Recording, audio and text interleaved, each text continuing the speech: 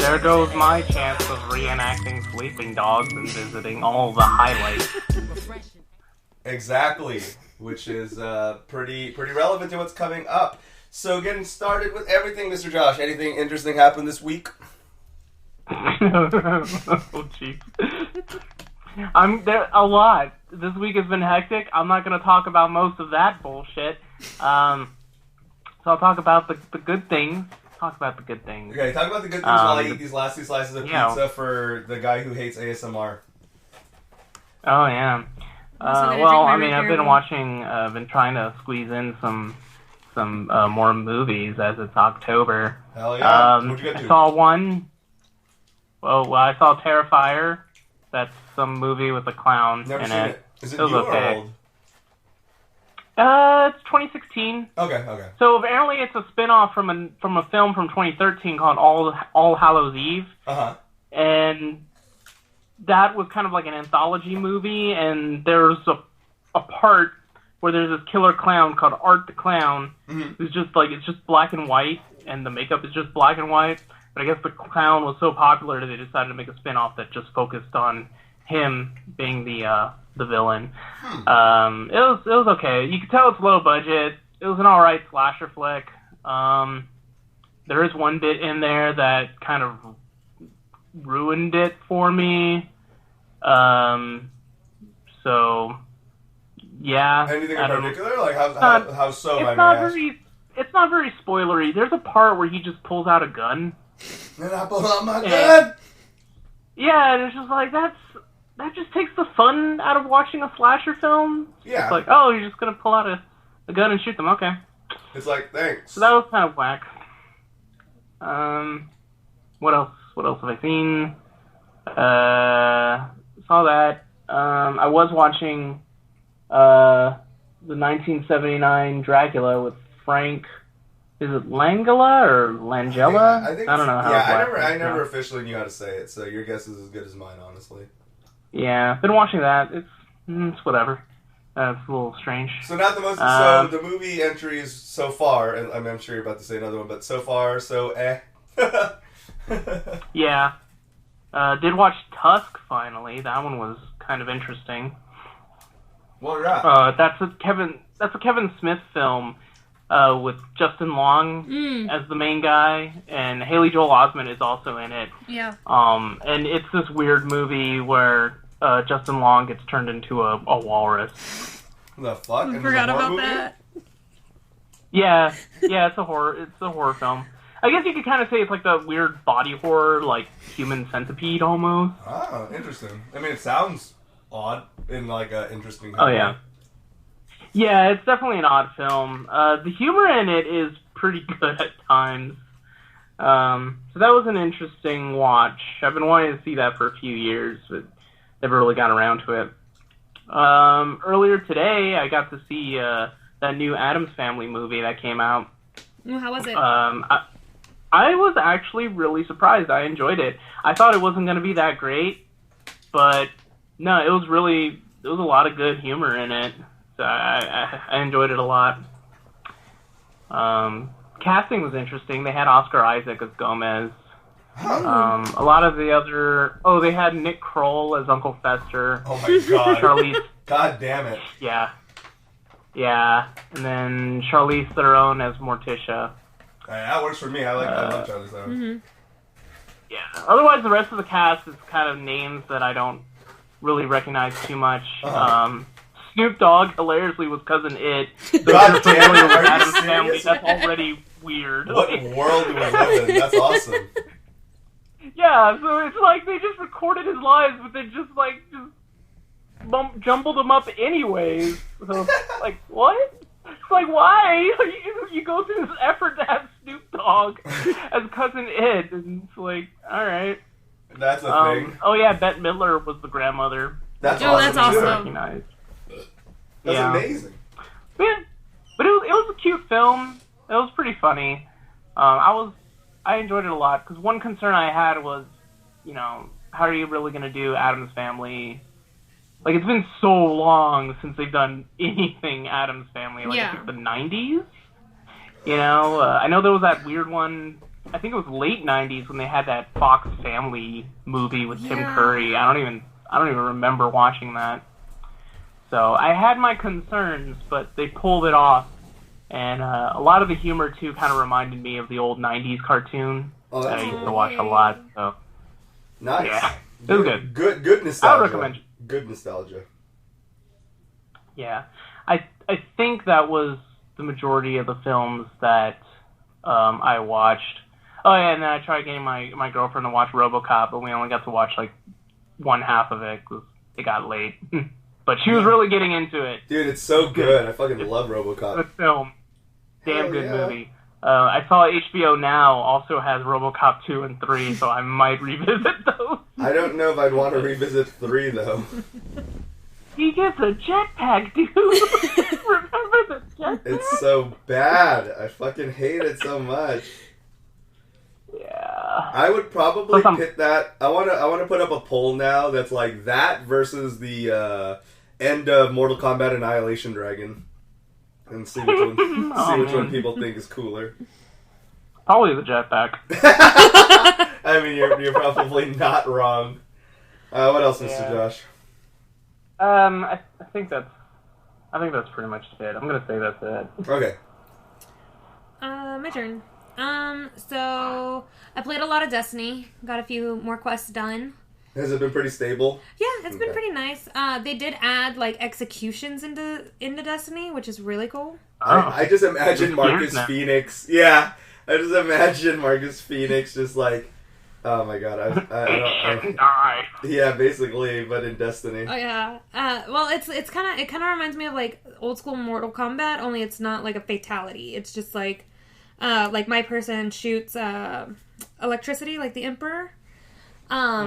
So like I'll just like go up and like shock the crap out of somebody, so it's really fun. And it looks really cool on the screen. So I found that out this week, and then I finished Trover Saves the Universe, which was really good, and I was able to 100% it without looking anything up.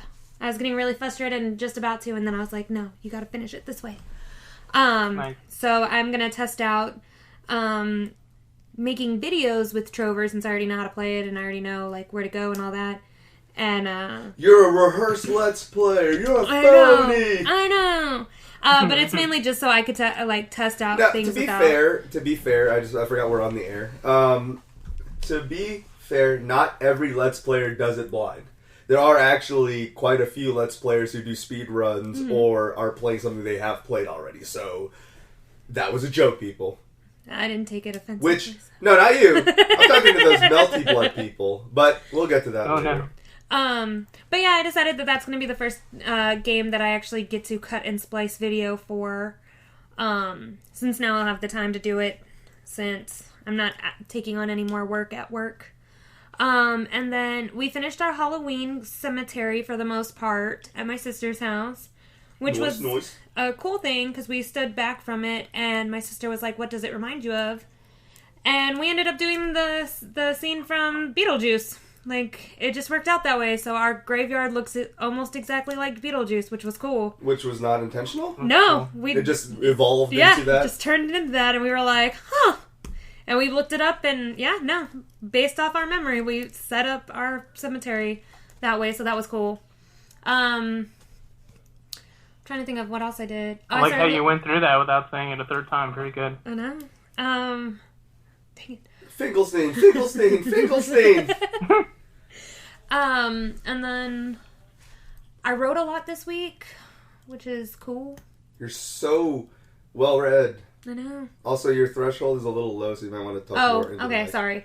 Sorry. I'm looking at volume levels, and then Mallory was getting really quiet compared to me and Josh. Like, Josh and I are like almost perfectly in the same waveform, and then I don't know what happened last week. Josh was super loud last week, and when I was editing the episode, I didn't realize. I mean, I fixed it for the most part, but especially in the beginning, I don't know what was going on with that. He was just shouting at people. That's Josh what it was just really angry. He was so angry. He was just like, Halloween! But anyways. Yeah. And then Halloween hype. And then I started playing bass, so I'm learning that now. And then See, my Neanderthal brain started trying to think of what video game is called bass. Yeah. And I was just bass guitar. It's a Mega Man spin-off. I was gonna say, what is it? Is it? I was like, what game is this? Tell me about it. Tell me about it, please. Bass Simulator. But yeah, that's about it for that. I mean, you could for that or for to you. be fair, you for could, me, well, you for could both. be playing Rocksmith. Really? Yeah, dude, Rocksmith. You know, Rocksmith was a great idea. I don't know how well it did, but it was a great idea. They're still releasing songs for it. Cool. So.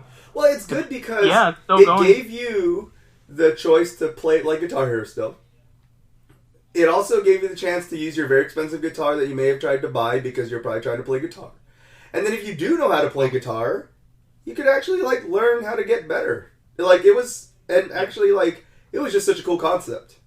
I like Rocksmith. Good old Rocksmith. I don't know who the devs behind that were. Was it?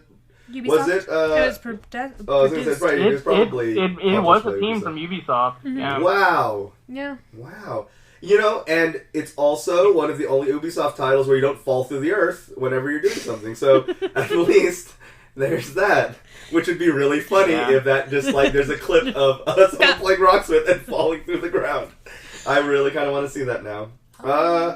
This week for me was just Melty Blood people just totally doing exactly what I said they were going to do, and Ray showed the podcast episode, which is hilarious because it happened within the first few minutes. I knew it was going to happen, and then I always check the statistics a little bit after the episode uploads on YouTube, and it was already at 8 downvotes, and I was just like, so we're going here, like I said, we were going here, and no one actually listened to the episode where we say it's a good game, of course. Of course. All they saw was fighting games in the bathroom, and everyone started crying already. Mm-hmm. Wow. That's why Jabali made that joke, because of you people. You guys proved the point. Yeah. They need a wing. As Molly Crew plays in the background. I wish I would have been better.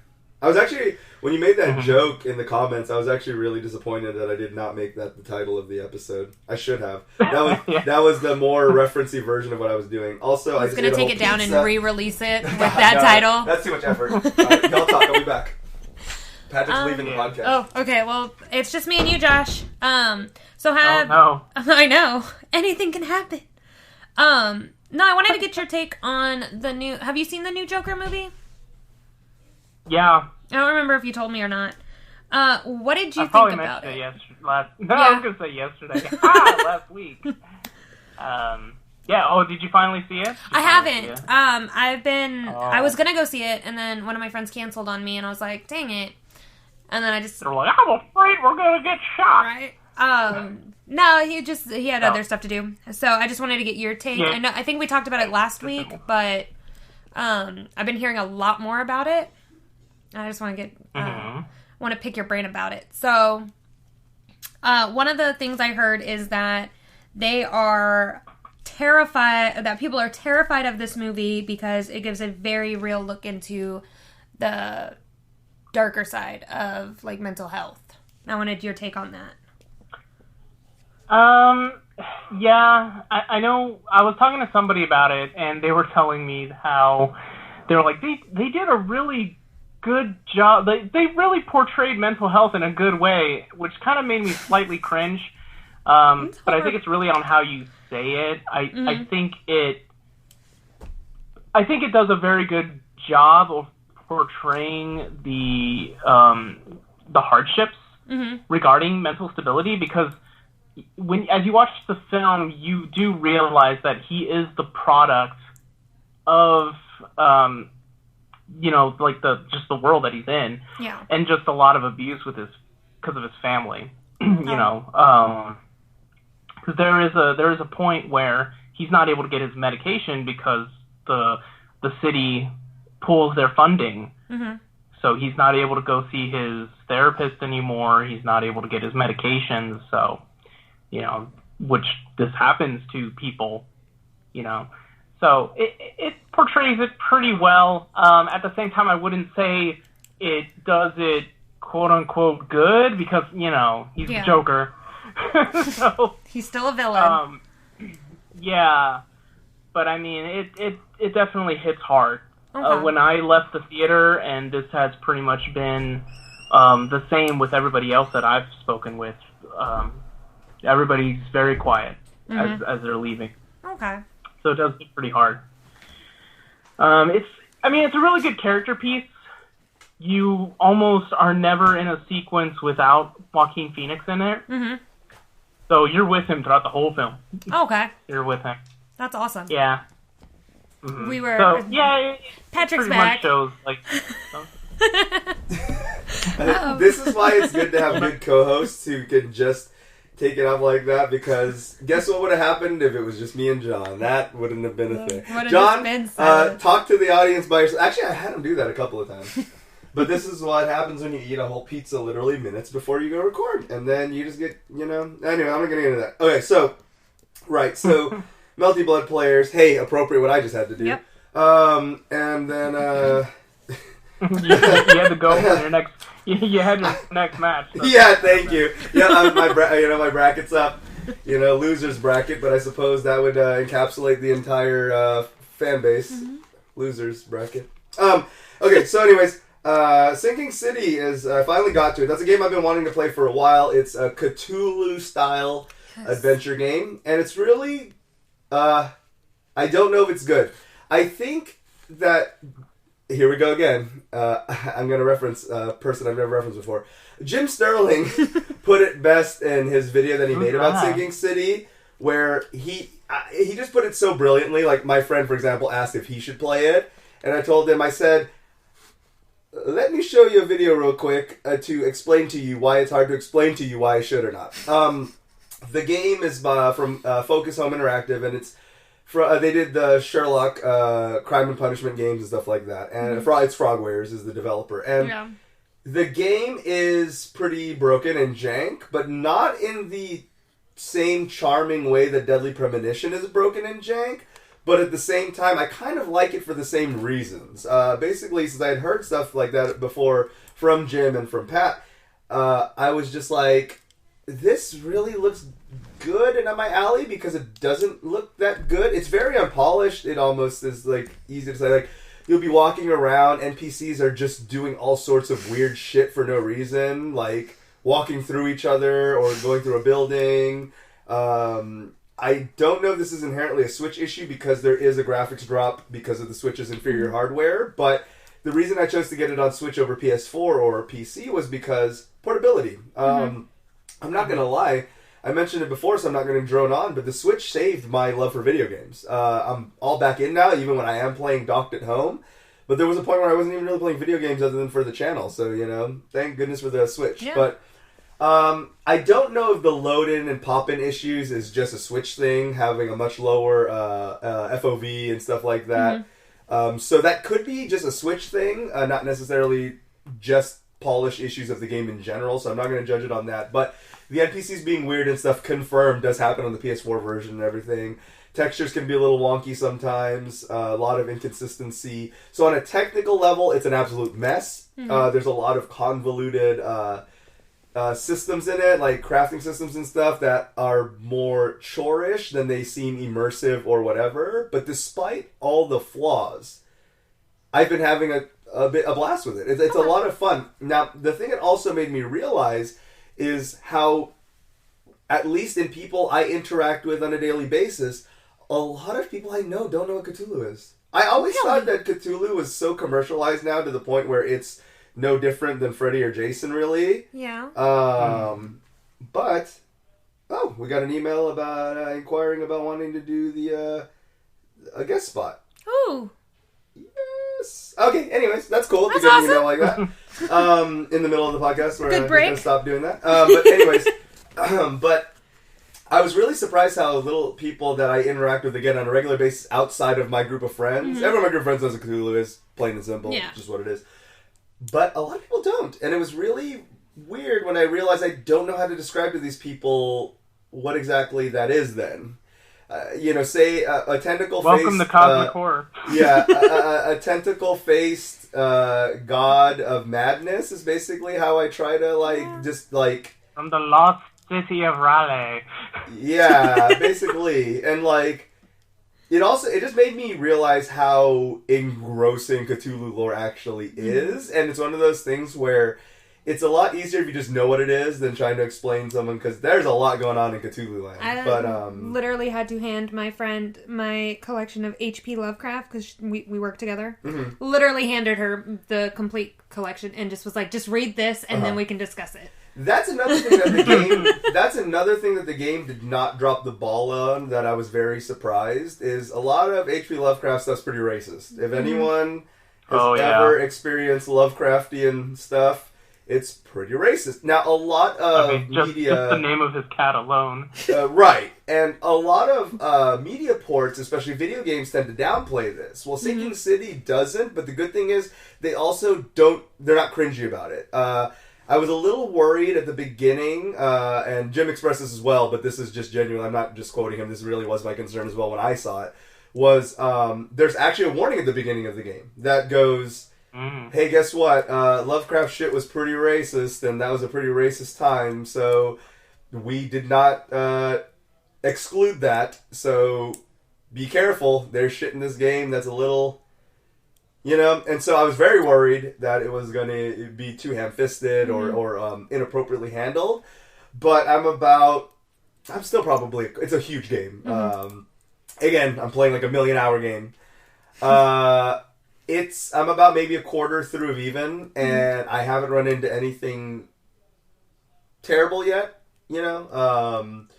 The black character models are rendered fine. They aren't weird caricature, racist looking, black folk or anything like that. Like that's good. It's it seems to be, from what I've experienced, handled pretty well. There's obviously a case system in which isn't very not looked well upon, but there's also supernatural creatures that kind of fall into that same thing, and I don't want to get too into that, but it's really good though. But I still cannot advise a lot of people play it. I would definitely say before you buy it, watch like a playthrough of the first 20 minutes and see if that's something you'd like, for pacing reasons, story reasons. Maybe you really can't handle jank looking or jank playing stuff. It's pretty beat up and bad in some areas. Like, the combat system is so poor, like, it's so hard to aim, the enemies move so fast, and the shoot bang system in it is so badly put together, you will find yourself trying to smack people with your melee weapon a lot more effective than using your gun, because you'll pretty much end up going through, because they hit pretty heavy. The enemies in that game are pretty strong, and your gun is pretty adequate, but it's so hard to aim. It's so hard to aim. Like, everything moves. The movement speed and mechanics of the enemies do not match the capabilities of your character or the engine. And because of that, it is very frustrating in that sense, where I will do some quote-unquote dungeon areas where I'm going through a home or something and I'm investigating, and I will... I'm a save fiend, first of all, so thankfully I don't replay too much stuff. The game has a pretty good... I think the game realized this because it auto-saves pretty aggressively. Okay. It will just auto-save. I believe it's on a timer, it seems. Ooh. I didn't do it, but it auto-saves just all the time, because you can go back 5 minutes at a time, because that might be where you almost just fucked yourself in terms of getting yourself in a tight spot. Okay. So it's a good thing. You do get 3 manual save slots, and the game just aggressively auto-saves a ton of slots, which is good. Okay. Because sometimes you do want to back up and be like, alright, fuck that quest, let me pull it back and not do that. And so it's good, it's good. Okay. At least it has the checks and balances to make the game not it's broken, but it's still enjoyable. Broken but enjoyable is the way I would put it. But I have a very hard time advising you get the game, but I would say at least look into it and see if it's something you'd like, because I'm personally enjoying it a lot. Another game recently dropped. They dropped around the same time before, and now the ports drop so close to each other as well, is the game Call of Cthulhu, titled as Call of Cthulhu. Actually, the 2018 game, or yeah, it's 2018, I believe, when it originally dropped. That just got ported to Switch as well. It's mechanically more sound and better put together, but I actually find it a little dull and boring compared to Sinking City. Sinking City is more my cup of tea, so who knows? But I would say, objectively, mechanically, Call of Cthulhu is technically a better game, quote unquote. Okay. But it's all whatever your cup of tea is. I like broken jank shit and weird shit, like very people's like weird face melting animations because the engine's bad kind of weird shit. So I have a guilty pleasure and soft spot for that kind of stuff. So there's that. But yeah, Sinking City, definitely can't recommend it, but would definitely advise you see if you can recommend it to yourself, because I think it's a cool game that everyone should check out. And with the Frogwares versus Focus Home Interactive thing we talked about in the last episode about the like Look Speed thing, Frogwares, who knows how long this game's going to stay on the market, and because it depends on how they settle things with Focus, and then B, Frogware does deserve the support because they are a great studio, even though they make pretty rough around the edge stuff, but they're doing their best, and they're not objectively bad games either.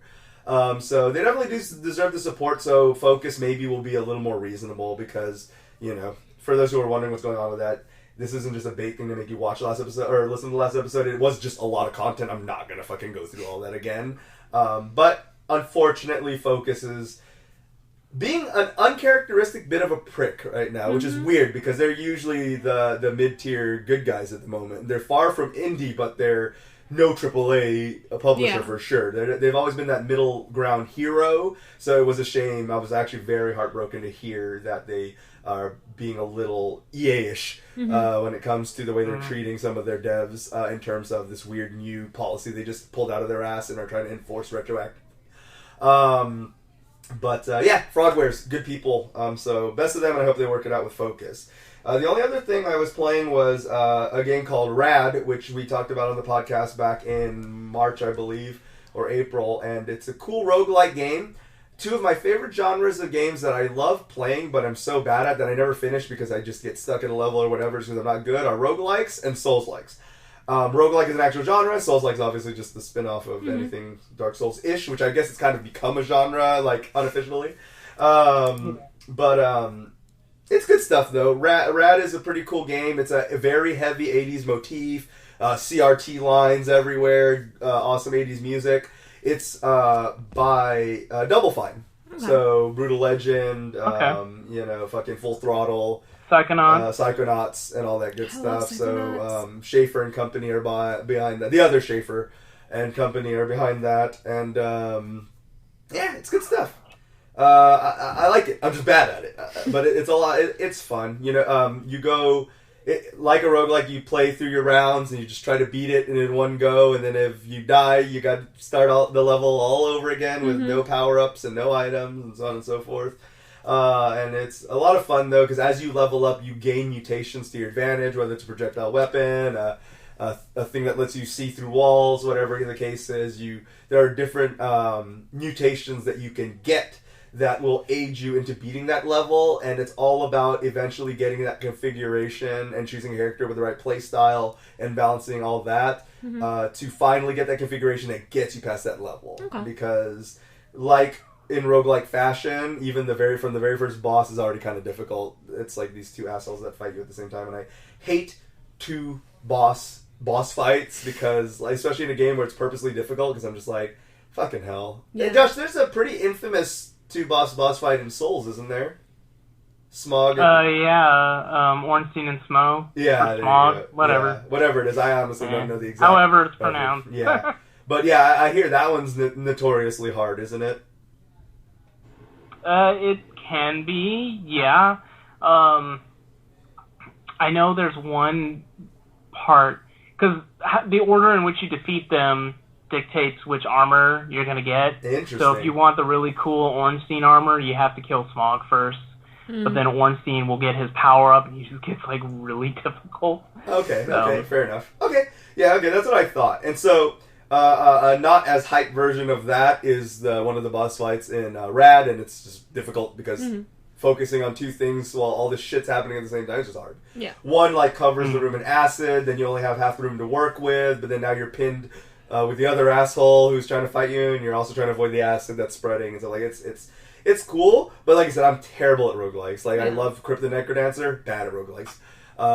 And so, good stuff, though. I love picking those games up. I will always support them because they deserve it. Yeah. I would say that the only thing in one of those genres I haven't picked up yet, and I didn't at the time, was Sekiro. But other than that, I usually do pick up Souls games and everything to support them, even though I don't play them much or I'm not good at them, because I think the studios that deserve their due deserve it, and you can be a fan from even if you're looking through the looking glass of people who are better at it than you. I still enjoy trying to play those games.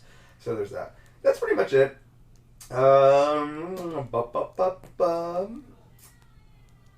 Alright, let's just get right into the news. Fuck it. There isn't much on the docket, but it's a lot between the couple of topics. It's pretty much predictably what everyone knows is coming. So if you're not interested in hearing that, you can stay for this first part and then bugger off. But it's just 2 topics, literally. Okay. So let's get into the first topic, which is PlayStation. A couple of things came out. First, we'll cover the PS4. PlayStation 4 finally dropping remote play fully on Android. I think it's been a thing on iOS for a while, if I'm not sure. I don't really know any iOS people. But I have no idea. They did announce it as if it's out somewhere. And the only other major phone platform I could think of that isn't Android is iOS. So, there's that. Anyways, it finally dropped on Android, so you can play your PS4 game shittily from a distance. Why the fuck you'd want to do... The input lag is probably insanely bad. It's like Stadia all over again. It's like, why? I just don't get it. Like, if I'm going to play a game on my phone, I'm going to be playing, like, Angry Birds or Fallout Shelter. I'm not trying to play Bloodborne through a tethered connection on my fucking phone with a touchscreen. Now, you can sync up your PS4 controllers. Yeah. I know. I just saw that. But... This is ridiculous. I don't carry my PS4 controller when I go to work and when I live... Wait, you don't? When I live life, because I'm not a Melty Blood player. So it's one of those things where I'm just like, no, I don't carry my fucking DualShock 4 with me all the time. So what the fuck would I do that? It's bigger than my fucking phone. Why the fuck would I... But anyways, so if you're a loser... remote play is out now for PS4, so you can play PS4 games badly. That is out. Next thing, PS4 drops Facebook support. Who cares? Now, the PS5. The PS5 was recently, not recently announced, but some solid details coming out finally. After much speculation, they did confirm what we've been talking about, every news outlet has been talking about, which is Holiday 2020. We all saw it coming. We all knew it was going to be next year. They announced it like big surprise. But even more surprising, PlayStation unveiled the official name of the PlayStation 5. It is the PlayStation 5. No one saw that coming, wow. I think that this is breaking news. Exclusive Disconnected Cast news. CEO of Sony got a hold of me and sent me an email, and he told me, hey, when you want to play your games poorly, we just dropped remote play. And on top of that, I decided on the name of the system is the PlayStation 5. Did he tell you would need your controller to play your PS4 He told me games? that it's probably advisable that I have It's advisable? That. Okay. Yeah. So it's going to be called the PlayStation 5, Sony confirms to everyone's surprise. And it will drop holiday next year, so probably by Christmas. Probably November, if I had to predict. November-ish. Yeah. So we'll see. I'm really not in a big rush because, like almost every PlayStation console and console in general in the last few generations, it's probably going to have a shitty launch, so no real point in rushing out to get it, unless you're Sony, which would love to tell you to go ahead and buy it at launch, but I'm probably not going to. Now, there is a discrepancy that I do want to address because there are some people who don't read articles and they just like to read headlines, so I'll read it for you. They did mention that PlayStation 5 will have backwards compatibility, asterisk, for most games. So it doesn't mean you get to sell your PS4 unless you're going to see it on that safe list. Now, here's the thing. I really would... I mean, I like my PS4, but it really would be nice to go ahead and just get rid of it if I can play all my games anyways. But if everything just gets wasted, or if I need my PS4... There's a reason I have my PS1, 2, and 3 still. What's up? See, I feel like we went through this with the PS3. This is the PS3 had backwards compatibility with the PS1. No, I meant like the PS4 to PS3. Oh, like, yeah. That was something that happened. This was a thing. I mean, it's a thing every generation that's always awkwardly addressed, sandbagged, and then poorly handled. Like PS4 to PS3's quote-unquote backwards compatibility at the moment is not even really a thing. So, I don't know. Like I said, I would like... if they could have given me a hard PS4 games will be compatible with PS5, PS5 is backwards compatible definitively, I would actually have been really I would have really been excited about that, because I probably would have picked up a PS5 at launch. That would have been a very big selling point to me, and I want to say, to depending on the price tag, to quite a few people. Because if I could get even $100-something off of my PlayStation, 120, or if I just independently sold it, I'm sure I can get a couple $100 off of it, towards my PS5, I would do it. Yeah. So, I don't know, this kind of... I almost feel like they want you to just go outright without credit, and maybe that's why they try to skimp out on backwards compatibility. But who knows? Regardless of the reason, limited backwards compatibility between the PS4 and PS5. So that'll be interesting.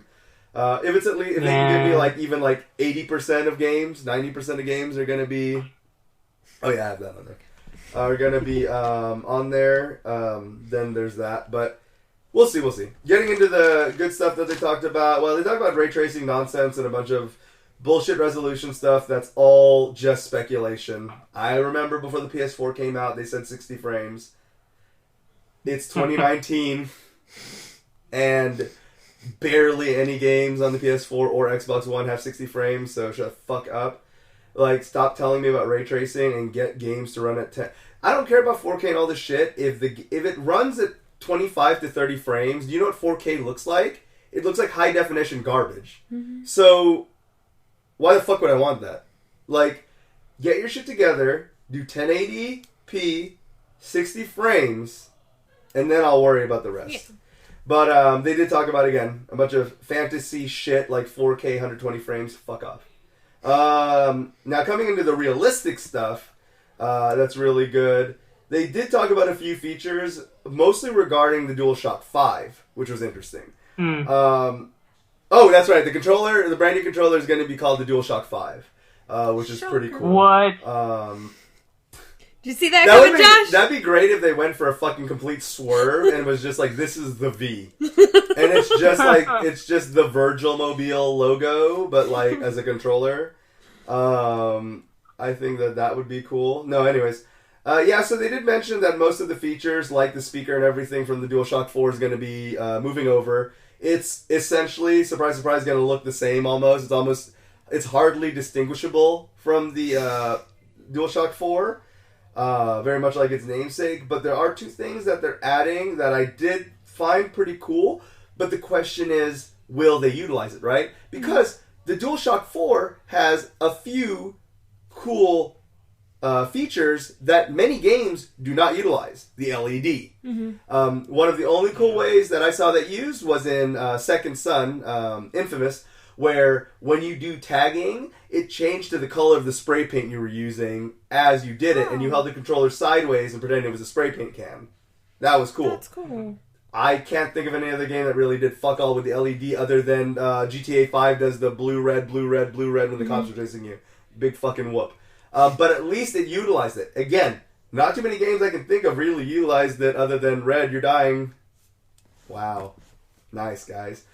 So, again, with these features coming in, it'd be nice to see it utilized more. The speaker on the controller, again, it was cool whenever comms would come through, and then you would hear the radio chatter through your controller. There's a lot of cool ways they could utilize it. It's just a shame they didn't really use it that much. And then, more underutilized than those two things was a touchpad itself. Mm-hmm. Very few. Flick the page. That was the most things used in the mechanic. Turn the page, and you just go on the little touchpad.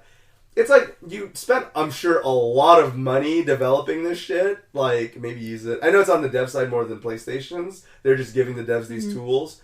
And I understand that takes a little bit more resources, but if you're trying to innovate the game generations and you have these options available, maybe try. Yeah. Than not at all. But we'll see. So the two things that they're adding to the DualShock 5 that are pretty cool are adaptive triggers. They're going to have more precise, they call it, what the fuck did they call it? Yeah, they did call it adaptive triggers. But they're going to be more precision control. So, for example, if you're firing a gun in the game, you'll actually have it where it's so sensitive to the point where they'll almost have that first click and then cocking it, and you know what I mean? It'll be very you feel the motion of the action of what you're doing a little bit more. If you're pulling a bow, you can, like, the tension will appropriately apply as you push down the trigger, instead of you're not holding the trigger or you're holding the trigger, which is basically what they do now. They're a little sensitive, but again, things don't really utilize it, which comes to play again where this sounds cool, but what will happen? You know, maybe the first couple launch games, Knack 3, who gives a fuck, and then nothing, right? Yeah. Then the other cool thing are the advanced rumble feature that they have, where somehow through witchcraft, they have it where the multiple rumble motors can actually portray texture types. So say you're playing a racing game and half of your wheel is on the grass and the other half's on the gravel, you can feel the shake difference in the rumble to feel the difference of your, you know, the part that's on the gravel and the part that's on, you know, and stuff like that. So they're supposed to try to utilize things like that. And apparently from those who got kind of interesting. Yeah. Too bad Forza's not on PlayStation. I know, right? It would have been great for stuff like that. But we'll see. Again, from the people who have got to try out the test kits, apparently does feel really cool and responsive. Okay. Again, my biggest concern, and I know I sound very cynical when I'm talking about all these features, but they were so utilized last generation. It's why I'm cynical about the launch library as well. Prove me wrong. That's all I'm saying. It's just like, time and time again, we get all these features, we hear about all this bullshit, and then it always falls through. These are cool features. Don't waste them. I'd like to see more than just the first 3 games that come out for PS5 to use these. So we'll see. It sounds cool. That kind of tech sounds cool, especially if you take adaptive triggers with the advanced rumble motion, and then you have the, you know, you're doing something like pulling back a bow or whatever, and it can almost emulate kind of that feel, like, you know, virtually. That's kind of cool. Yeah. So we'll hope. Josh, can you think of, and Mallory too, if you want to chime in too. I just know that you play Xbox more, so that's why I was just kind of generally aiming it towards Josh primarily. Do you have any games that utilize the DualShock 4's optional features a bit more than not at all? Exactly, no. right? Not really. I do know Until Dawn has that moment where you have to keep the controller still. So Yes, which apparently that. bugged out for some people. But yeah, you're right. That did use the 6-axis. Yeah, I've had issues like that. Like I know I'm not moving. Yep. It'll move. Offhand, I can't really think of too much. I know in MK11, when your meters are filled, or they finally recharge, you'll hear a little sound coming from the controller. So that's cool. Yeah, stuff like that. And it's a shame because the tech is cool. Like when they do the radio talk in Metal Gear through your controller, and they did that for some games on the Wii, was originally where I experienced that stuff. I always thought that was really cool. Like in No More Heroes on the Wii, it was like, oh, you're getting a phone call, put it up to your ear. Like that shit was cool. Like you have it there, it's there. Yeah. It's there. Why not utilize it? I think the Godzilla game did that too, where you can hear like the army people or whatever, like through the speaker on the controller. It's just really weird when you're playing with headsets though, and then you're like, "What's that muffled sound?" Yeah, it's weird when you're playing with weird when you're playing with headsets or when it fucks up your LP recording. Because if you have that on, no one in the LP will hear it. Yeah, so there's that. Yeah. Another good feature that it has is going to be Type-C charging.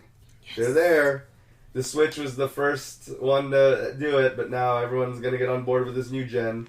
But yeah, Type-C, thank God. Just finally. This micro USB nonsense should have died years ago, but we're finally doing it. And I'm sure Xbox is going to announce that as well, so thank goodness. It is going to come with a solid-state drive out the bat, and the discs... Oh, that's cool. And the discs will be 100 gigabyte capacity discs. So actual 4K discs, because unlike the PS4 Pro, it is going to have a proper 4K drive. So there's that. I wonder if it's actually going to have the game on the fucking disc. That's a good concern. Imagine a 100 gig disc that doesn't actually have anything on it. Yeah. Yep, and we'll see if this generation continues to move more towards the digital only. A big fat DRM. Yeah, exactly. Basically, I mean, that's what the concern is, and we'll see if we stay away from always online or digital only and all this other stuff that we're starting to see a scary amount of, if that's going to shift or remain the same. Probably remain the same, but we don't know. I have to say, Josh, I thought about you this weekend. Go, talk. I was in the middle of Walmart because I was looking at stuff in the game section, and I was like looking at the games and stuff. And this mom was like, "Hey son, what game do you want?" And he's like, "No, I'm gonna download it digitally. Only losers buy hard copies." And I laughed like really hard. And the woman like turned and looked at me. She's like, "What?" Like with the shocked look because I'm laughing at this kid saying this. And she was like, "Why are you laughing so hard?" I was like, "Me and my friend play. Oh, like we only buy hard copies of games." And she's like, "See, she does it." And like they're walking off, and all you hear is the little kid go, "Noob." And I was like, "Are you serious right now?" I was so upset. But then my nephew said the same thing. Case in point, Mom. Right? Like, this loser only. I was like, but I save so much space on my SD card that I don't have. Right. As they're leaving, you're just waving. It's like, enjoy your game once the license rights go away. Right. You'll never be able to play that again once it gets archived. Remember PT hashtags. Except the beginning, because that's how hashtags work. But yeah, I just laughed so hard because I was like, oh yeah, and I'm the noob. I was like, I've been playing video games since you were in diapers, child. But yeah, it just made me laugh so hard. Like, do not speak of the ways do not speak of the old magic. I was there when it was written. Oh, it was just too funny. So yeah, apparently only noobs play on physical copies of games now. Yeah, you losers. But anyways, what was I going to say? So, that's all interesting stuff. Now, let me show you. I'm going to send you guys in the chat real quick, and then I'm going to link it below for the viewers so we can all experience this together. What was I going to say? It's in real time. That link wasn't there before. Exactly, but now it is. But anyways, it's what the current PS5 dev kit looks like, and that is confirmed. Wired. For some reason, Wired's been getting all the actual confirmed and official information really early. So that's a thing. Now, to keep it into perspective, dev kits and the final products don't normally look anything like each other.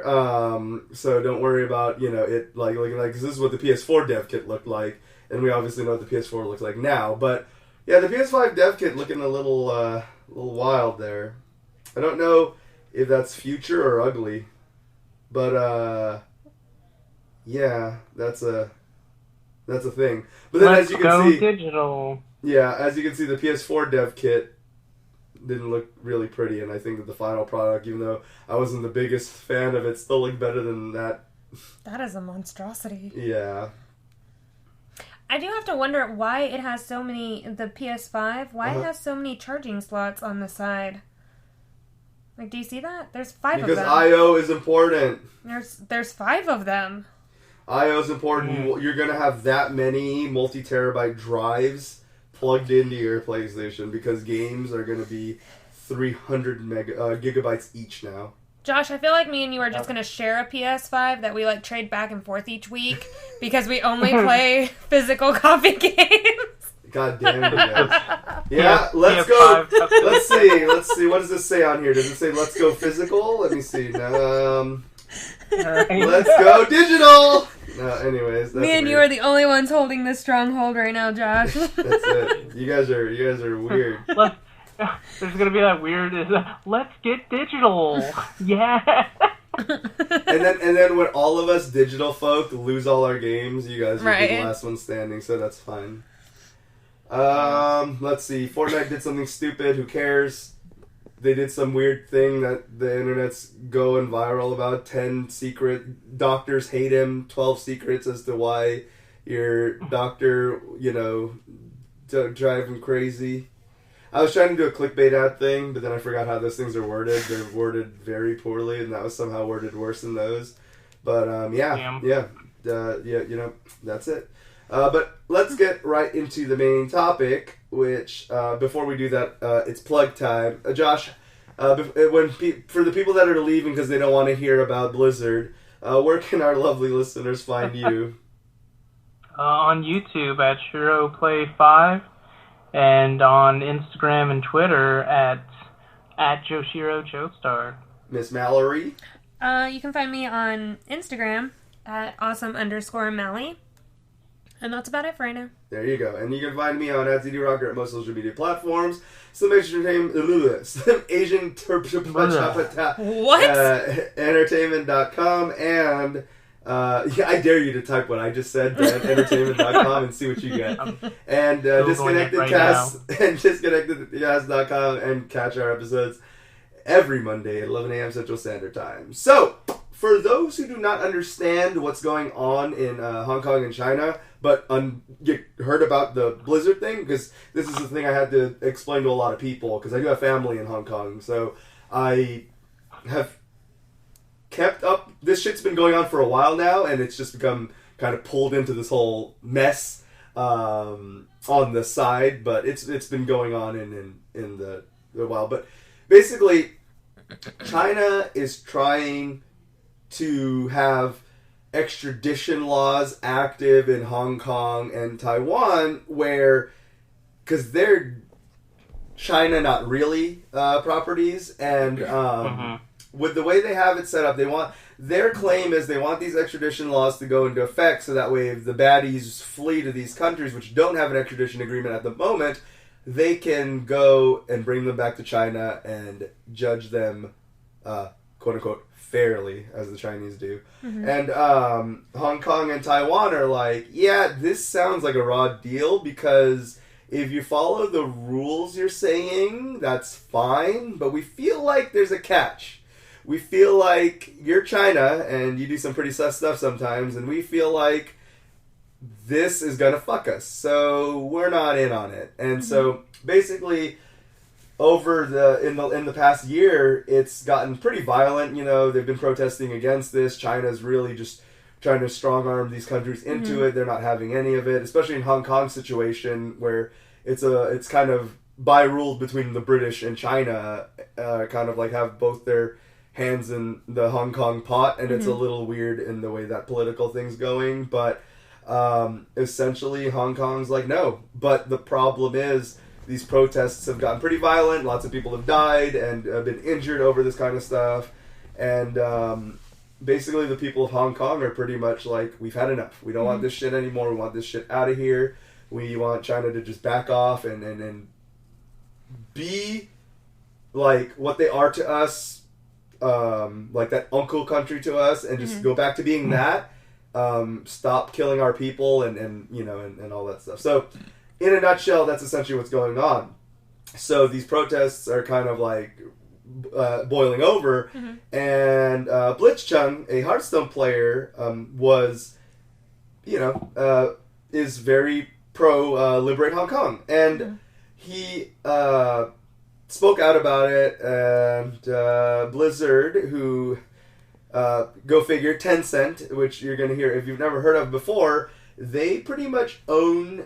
If you play any mainstream video game at all, they pretty much own that game, or a very important share of the company that owns that game. And when basically Activision Blizzard freaked out because they were just like, oh god, the Chinese money is about to go down the toilet. Well, fuck this guy. So they immediately took drastic measure and banned him for a year, and took away all his prize money, and pulled up the article in the Blizzard TOS, which is very vague, that basically says, if you say a no-no that might make us look bad and have egg on our face, we can take all your money away and ban you.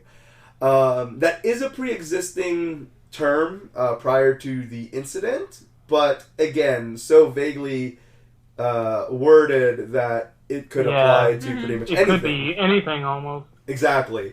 So, as you can imagine, that didn't go well. Blitzchung is, of course, in the highest tier of Hearthstone play, which is Grandmasters.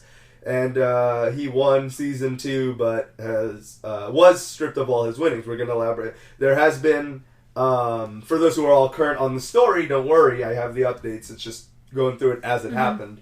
On top of that, a couple of announcers even to Hearthstone that were like, when it all kind of was going down, which it seems for the most part by common perception that they were trying to mitigate damage of the comments and were trying to play the field a little like neutrally, but also kind of mentioned that the incident happened. So they too were also reprimanded and caused a financial and suspension as well. So not great. Now, of course, you do have the devil's advocates who are like, well, you got to look at it from Blizzard's point of view. They're going to be losing billions. I don't know why I became John Madden, but that's what happened. Okay.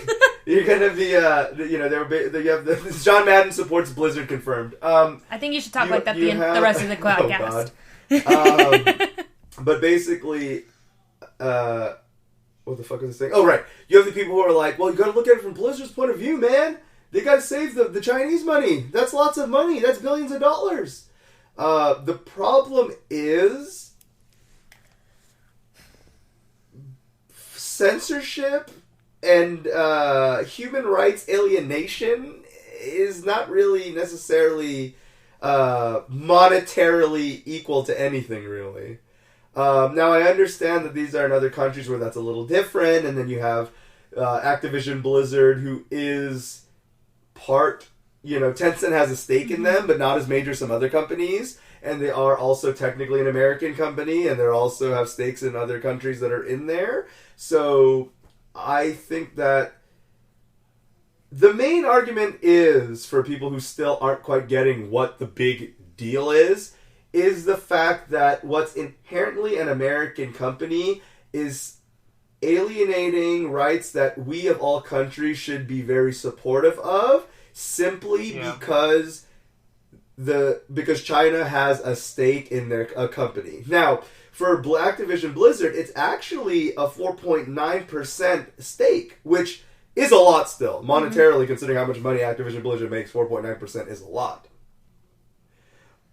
But it's also not necessarily something that the company probably couldn't survive without. And especially with a lot of the backlash that they got from this controversy, you could argue that it may financially affect them almost as badly.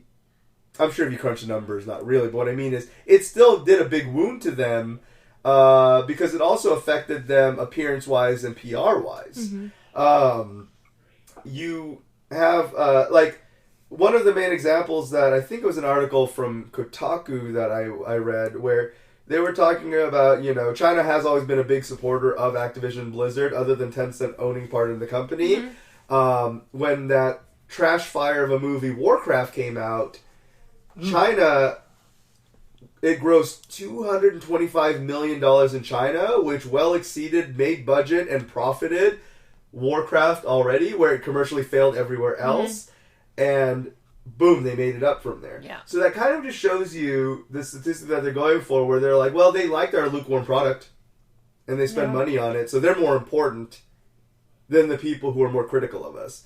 And we're getting into that thing where that's starting to become very apparent that it's more important that they keep up appearances than being judged fairly anymore. It's kind of like Gearbox, EA, a lot of these companies are blacklisting certain journalists like Jim Sterling and not giving them review copies or making sure to try to embargo their reviews or anything like that. So before I move on, I just wanted to know, so far,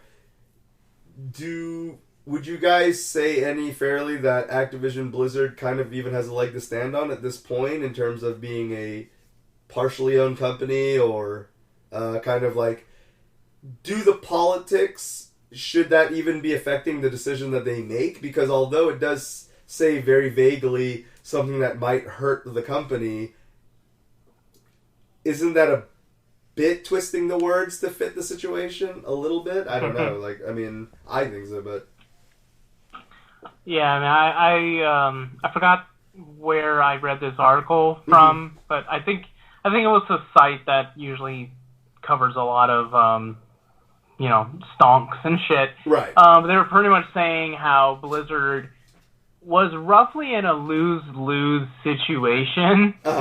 Like there really was no win scenario for them. And so, they're predicting that their stocks are probably going to go down. And then the timing is just like really shitty because I think BlizzCon is the 1st of November, I think. Correct. Yep. We're going to cover that a bit more. BlizzCon is good. But yeah, go on. I was just going to say, yeah, we are going to confirm that. That's actually one of the things we are going to talk about more, but you're right, though. It is November 1st and through the 3rd. So. Yeah, so the timing is terrible. And then even, and this isn't just affecting the community of players, but also internally because there are employees who apparently they have the I forgot what it is. I guess they're fucking pledges or whatever, and I think number 1 was think globally and 2 was every voice matters. Correct. Employees within have been like covering them up and being like, yeah, y'all are full of shit. Yeah, that's true. So, yeah, I mean, of course, I don't agree with Activision and Blizzard for what they're doing. Again, just like you mentioned, it's 5%. Yeah, it's a big number, but it's still 5%. Yeah, it's something where you would have thought that the PR gain and boost and support that they would have gained almost seems like it would have been worth it more to just go ahead and lose China's support. Yes, they floated the Warcraft movie. Maybe make a good movie next time, and then you wouldn't have to worry about one country floating it. Because they didn't even know that was going to happen. The stuff with the movies is like super weird. I don't know if you have you heard of that movie, The Great Wall, with Matt Damon? Oh, right. Yeah. That was, I heard that. I never saw it, but I know what you're talking about. Yeah, the movie's, it's whatever. It's really not that great. But that was a big deal in China because that was like apparently the first like major Hollywood and Chinese filmmaking, like, working together kind of thing. Yep. And yeah, they were making sure all the critics in China gave it a good review. Yeah, and it's true. Because of the way that the media is swayed in China, that can happen a lot. And what a lot of people don't understand is modern day Hollywood for years now is a lot of it bankrolled by major corporations like Tencent in China. It's why you'll see a lot of Chinese inserts in a lot of the Hollywood movies. Watch the next one and realize that that's the case. For example, in Kong Skull Island, the Chinese actress that was in that, even though she was a good one, that was an insert because of the Chinese company that bankrolled Kong Skull Island. So I think that was Legendary. Yep, Legendary. Yep. So yeah, because Legendary is now owned. It's technically a Chinese company now. I think it is. Yep.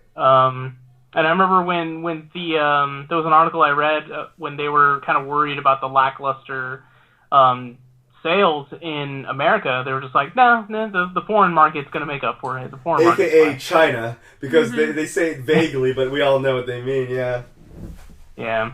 So yeah, it's a weird situation because like I was saying, it's almost like they're going for bunk statistics. As long as they make their numbers, they don't really care whether or not the product itself was even objectively good sometimes. Which is just crazy. I mean, we all know it's a business and it's about the money, but it's just to the point where it's just shameless now. Before, companies would at least put out a decent product to like be like, it's fine. See, I mean, like, it's fine. It's probably not the best thing, but it's serviceable. Now it's like, sometimes not even serviceable, and they put it out and they're just like, but it sold well in China. It's like, yeah, 'cause they were paid. They had a gun to their head, sometimes literally. Yeah. So, yeah, it's one of those things. I know. Putting on a little tinfoil hat real quick. It's not like we kind of don't do the same. Because, like, while you're away, certain someone decided to bring up Joker. I'm going to bring up Joker again. Go for it. The movie, which definitely has some anti-capitalist messages. A lot of established critics like Wall Street Journal and New York. I think the New York Times. They were giving it some pretty bad reviews. Yeah, and that's the thing is that censorship is starting to become a thing. Whether it be blatant like the Blizzard Activision situation or whether it be a little more subtle like the one you're talking about. But people are starting to find these loopholes and exceptions to the rule and trying to, like, again, censor it. By going back to the games industry, by blacklisting certain reviewers, you're skewing what your scores are going to be. And as a company, you do have the right to give review copies to whoever the fuck you want, but when you're only giving it to people who you have influence over or have a stake in where you know they're going to give you a good review, like, that's the thing, Jim talked about it where he is actually blacklisted by several people, including EA, by being unpredictable. What they mean is honest, but in his sense, the fact that he won't give them an IGN at least 7 out of 10 score, they don't want to risk it. Because they're like, well, Jim doesn't even do numbered scores anymore, but when he used to, that's what they did blacklist him because of that. And it's one of those things where, like, that's how scared they are of these things, but then if you're skewing out certain people that are maybe a little honest or not as lenient or maybe even objectively critical, that's not the true criticism then, you know what I mean? Like, if you're only going to talk to your friends and ask them, if you only talk to the friends who can never say a bad thing to you or never be honest with you and they just be like, you're great, you're such a good singer and stuff like that, then you're not really getting what will help you grow or develop or even know the truth about yourself, you know what I mean? So, yeah, it's really weird. Mallory, do you have anything to add before I continue on with this story? I think you guys covered it all. I just think it's interesting to see all the support that Blitzchung is getting, and I really do support like what he's doing, because I think it's atrocious that you can just sit there and just because he said one thing. I know it's in Hong Kong and there's different laws all over the globe, but he didn't say anything too bad. He just really said that he supports his home, right? Which I don't think is a bad thing to say. And unfortunately, yeah. And I'm not like to you, but I'm just saying like. Yeah, I really wish it was that simple, yeah. Yeah, but I mean, it is a huge political thing, and it just sucks that a company took it this way. Yeah. Because... especially one that, as Josh and I already, fucking beat that dead horse, is only 5% stake from But I mean, China. it's really good to see the amount of support from the gaming community that he does have. Right, and so... going off that head of steam then, the support has been pretty overwhelming from the internal community, pro scene, amateur scene, and even external gamers who aren't even really Blizzard players that much, kind of all coming together and supporting Blitzchung because it is an injustice in terms of the way that they have kind of like bent this rule to go towards it. Of course, there's been stuff going on like that. Like the Reddit really blew up after it happened, and they were talking about, kind of in a way, several of them wanting to leave or move on, or how it may be good for Blitz because if this is the kind of like tournament and scene you're in that's this corrupt, fucking why be in it, man? Let's try to find something else and do that. Now that you have a name for yourself anyways, I'm sure you're good at other games. Maybe you can try to find something. I know it's not that easy, but it just shows the true colors of the people that you're supposed to be supporting you and that you're supporting. So it's really worrisome. Now, there have been several reports. Now, some of these have been dismissed. There have been no super official documentation of records of this. So take this following section with a grain of salt. But people reporting that they couldn't even delete their accounts. So what several people were doing was like, fuck Blizzard, I'm done with them. Now, I've been saying, for those of you who are getting mad at Discord that I was fucking, getting on my high horse again, I have been saying fuck Blizzard for a while for other reasons. This is just the sweet, sweet syrup that goes on top when I'm already telling you, fuck this company, no one cares, and now y'all caring because they did some atrocity like this that's basically a global incident. That out of the way, people are really on the fuck Blizzard train to the point where they're like trying to delete their Battle.net accounts. They're like, I don't care how much money I spent on this shit. I'm done with Blizzard. Fuck Blizzard. They don't deserve my support.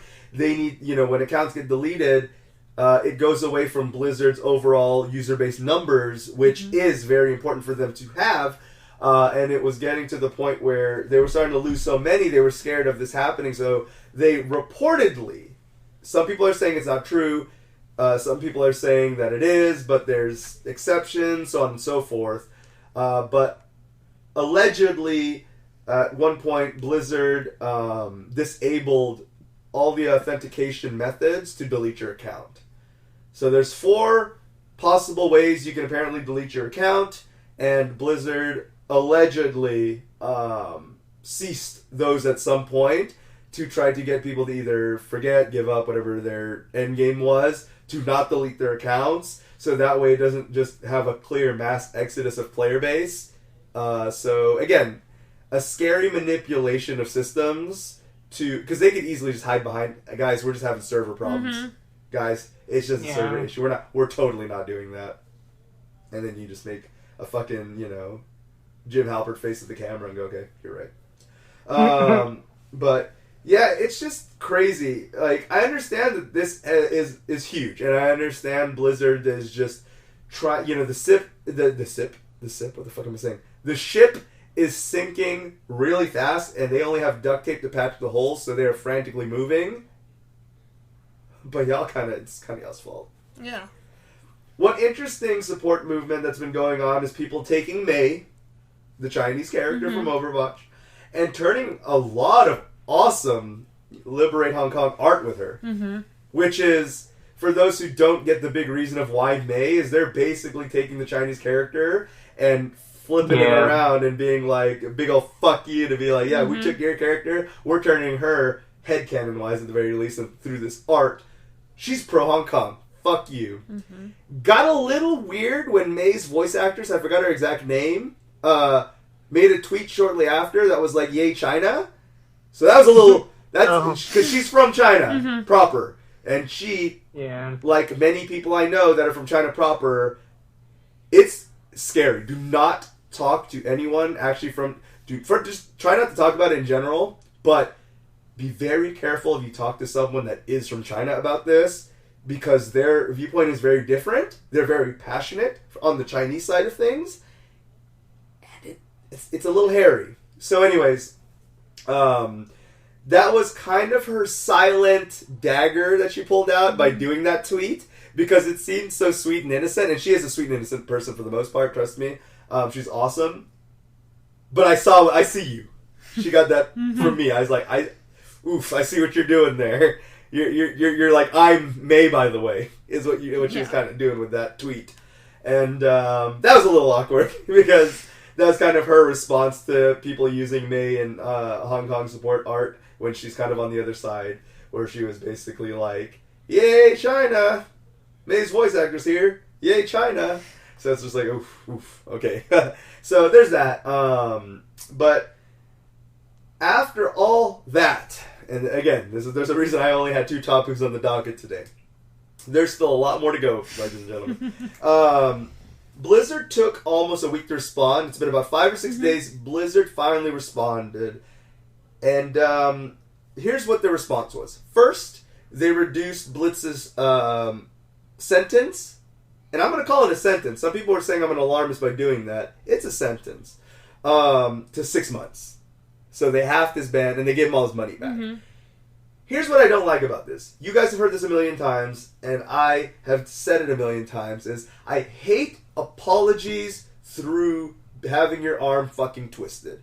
Because it's not genuine, you're not sorry, and you're only doing this shit because you got a fucking mob with pitchforks and torches at your door.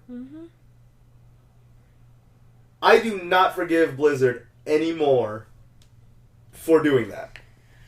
Good they did it. Yeah. Good for Blitz. He got his money back, and now he's only banned for half a year. But fuck Blizzard still, because you guys didn't really want to do that.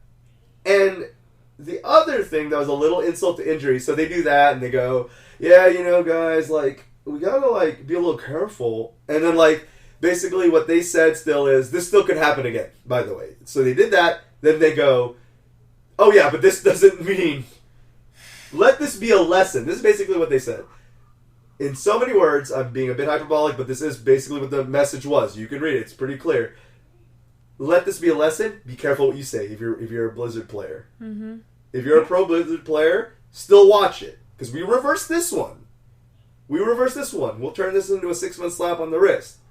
But do not fuck with us, because look what we did. That's basically the tone of it.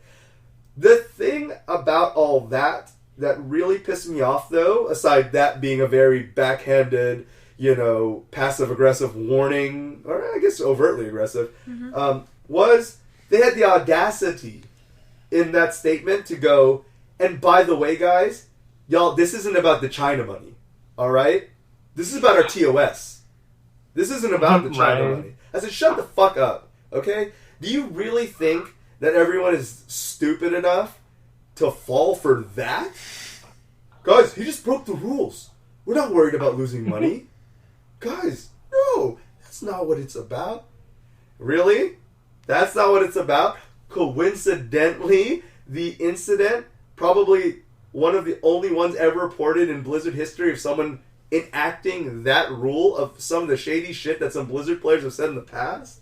The thing that caused this to happen just happened to coincidentally be about China and the whole Hong Kong protest thing. But then it's not about China. It's just like, why did you guys make that part of the statement? It was already insulting enough. You guys half-heartedly apologized and then threatened everyone right after. But then you lied. Mm-hmm. Just to wrap it all up in a really shit bow. You just go, you guys don't even understand what the situation's about. You simpletons. You guys can only think in zeros and ones. You guys can only think in dollar signs. You guys are idiots. It's like, there is no chance that this isn't about the China thing. Like, dude, like, what the fuck? Like, I don't know, like, I know I got really angry there, but it's one of those things where it's just, it's spiraling out of control. Gearboxes, people wonder, why do you give a shit? You have a podcast, you want to tell people, they go, you have a podcast about what? Video games? Just talking about games come out? No, I talk about, like, the politics of the industry. Yeah. They go, what could possibly be going on? You have no fucking clue, dude. You have no fucking clue how fucking fucked up this industry is. It's got a lot of great stuff. Mm-hmm. It's got a lot of great people. It's given us a lot of great times. Oh, yeah. But when shit like this happens, whether it's the Gearbox controversies, Randy Pitchford or otherwise, or this, when this kind of shit happens, this is stuff that needs to be talked about. Because it goes down to the flippant attitude again. People were crunching the numbers. If all the people who reportedly was so passionate about not supporting Borderlands really didn't, it would have actually been a pretty big blow to a Gearbox. Mm-hmm. But because everyone had the attitude of, oh well, there's nothing we can do, guys. Besides, it's Borderlands. Those are the kind of attitudes that do cause no revolution cannot happen when you just give up at the start line. And this is another one of those cases where you do have Blizzard's devil's advocates who are just like, well, what can we do? Like, you know what I mean? I'm not going to stop. Overwatch drops on Switch, which, by the way, canceled my pre-order on the case, canceled my pre-order on the game. Fuck you. No more for that shit for me. And I don't even have Battle.net installed right now. That was already just due to not playing their games lately. But I'm not on the delete my account yet. I ain't that gun ho. I'm gonna see. I'm gonna wait a little bit longer before I go that extreme. I ain't strapping the bomb to my chest yet. But please don't flag us for that. What I am saying. That's the podcast. Is that I am, however, enough where I'm like not gonna buy anymore right now. You got my money that you have already, and that's fine. We were cool at that time. But I am on the no more money on my train now. I was really looking forward to Overwatch on Switch. I heard it runs great and stuff like that's fun. But done with that for now. No more future money to them. No loot boxes, none of that. Even if you drop a really cool collab with my favorite K-pop Ruben diva, not gonna happen. I say very hesitantly, not gonna happen. You ain't getting my money, and unless it depends on who it is. Get back at me if you guys do that. But no more money for you, Blizzard, for me. And I think that a lot of people need to do that because the problem is you are gonna have those people who are like, yeah, it's a real shame what happened, with the whole BlizzCon thing. But dude, Grandmasters Finals was this weekend. It's just like, well, this is the problem.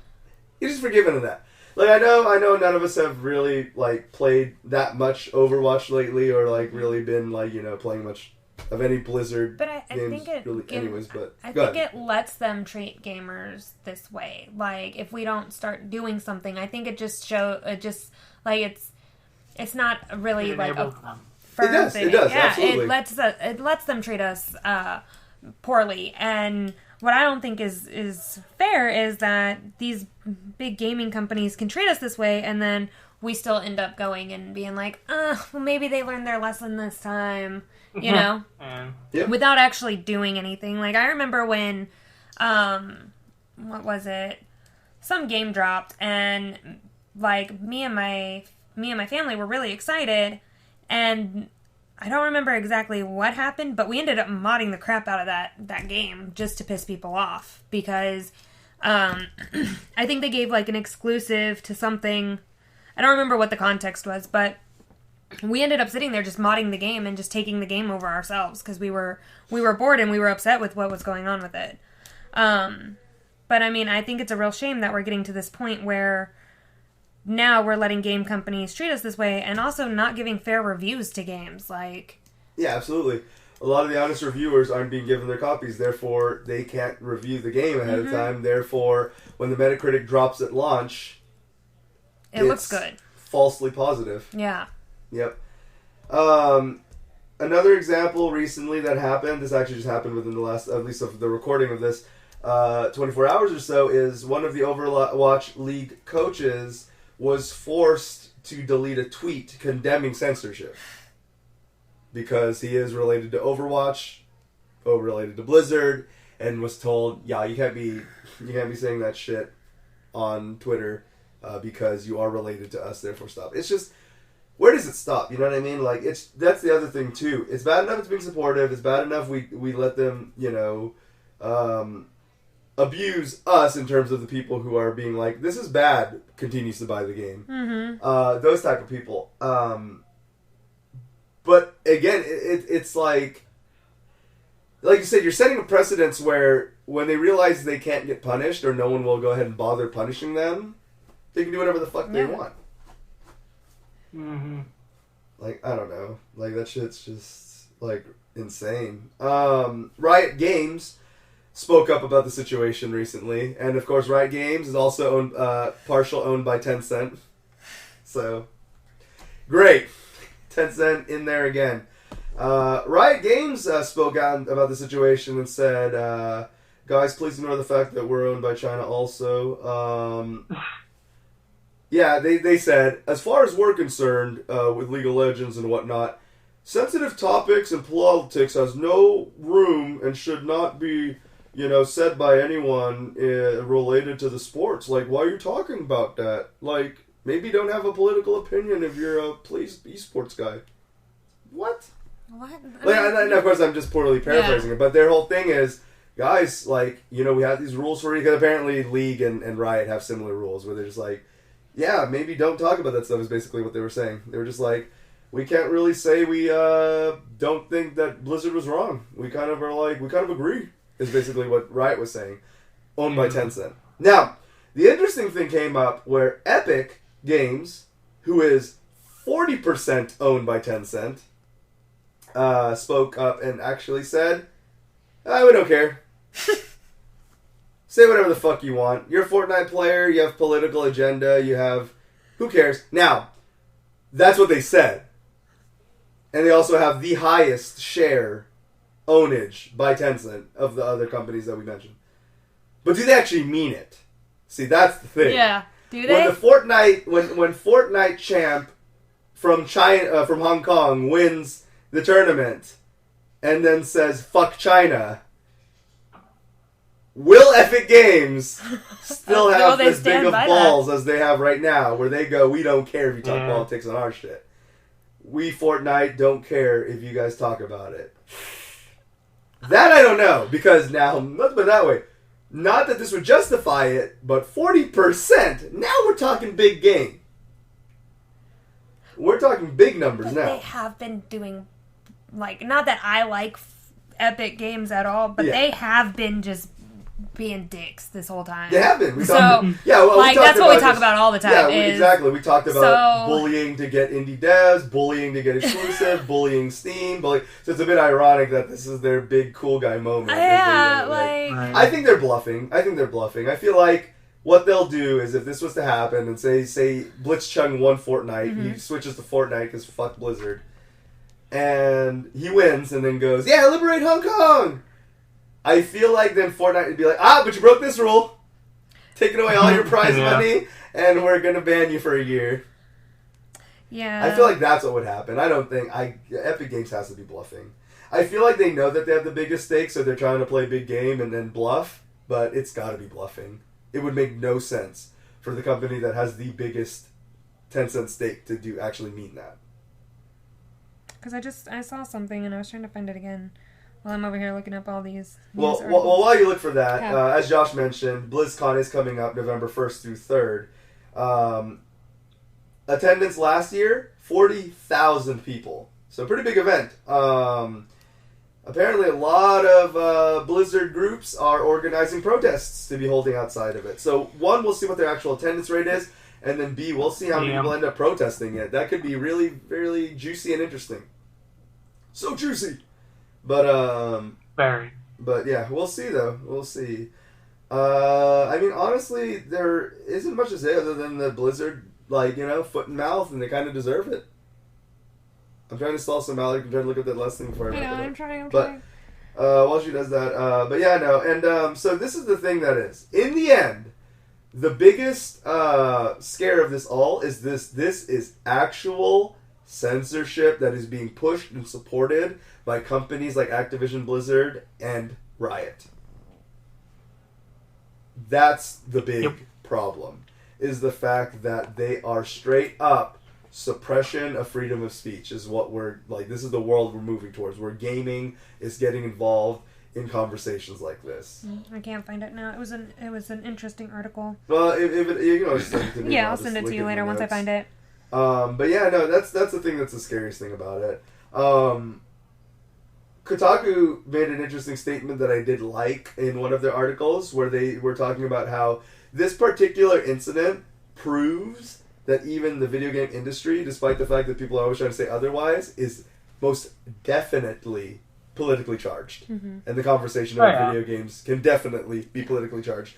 Unlike Ubisoft, who infamously over the last year has said, politics? Video games? How can you put them together? That's like trying to put a circle piece inside of a triangle. That doesn't work. The Division 2, a game clearly about post-apocalyptic America due to lack of gun control? Not political, guys. That is just not a political thing. I don't know how you guys got that. We at Ubisoft, we don't know how you got that. Watch Dogs, That's what I was gonna Legion, about Brexit? Not political either. Not political either. We don't know where you guys are getting the word politics out of all our shit. We just make video games. Just say fuck. They're not political. These are video games. And I'm just like, what the fuck are you even saying, dude? Just stop talking. Politics are in everything. Yep, they are. And that's the thing that people just don't understand. It's why Jim Sterling made that very cynical Dark Souls video, which, like I was telling you, Josh, that I loved, because I did not know all that cool stuff about the way the Dark Souls lore worked in that section that he covered. Mm-hmm. And it was all political. And that's his whole point, is that even making it political, or it being political, isn't even inherently a bad thing. Mm-hmm. It can actually be a very cool and interesting thing, especially depending on what the game does with it. Yeah. So, it's wild. But, yeah, so that's what's been going on, between PlayStation and Blizzard. Two very different things. Something's very exciting, and something is a fucking nightmare. But, yeah. That is the most, same amount of episode length with 2 topics. I know. That's pretty good. That's pretty awesome. good. It's not good what's happening in it's terrible what's going on. But just the content, like the time that we record this, it's pretty cool. But yeah, no, and it's been a while since we've asked for your guys' feedback directly, although the Melty Blood players did give it to me anyways, even though I didn't ask for it. Guys. If you guys do want to get involved in the conversation, follow up, counter arguments, whatever you do, definitely hit me up on social media if you'd like, or if it's something a little more long form, you can get to us at disconnectedcastmail@gmail.com. Once again, that's disconnectedcastmail@gmail.com, and let us know about any of that stuff. Anything we did talk about, your thoughts on the PS5 and how it looks like a weird V-table thingy prototype, which won't look like that in the end, I know. Or, more seriously, about the whole situation. Are you affected by this directly? Do you have any ties to esports, amateur level, or even higher, and you're worried about this affecting you eventually, or your freedom of speech, or watching what you say on social media to protect your well-being, your livelihood? Yeah. Anything like that, make sure to contact us. But other than that, if you don't want to contact us, you can catch us next week at 11 a.m. Central Standard Time next Monday and every Monday after that until one of us dies. And then maybe even more, even going on past that. Fuck Blizzard, liberate Hong Kong, and we will see you guys next week. I already said when, so okay, bye. Bye. Bye.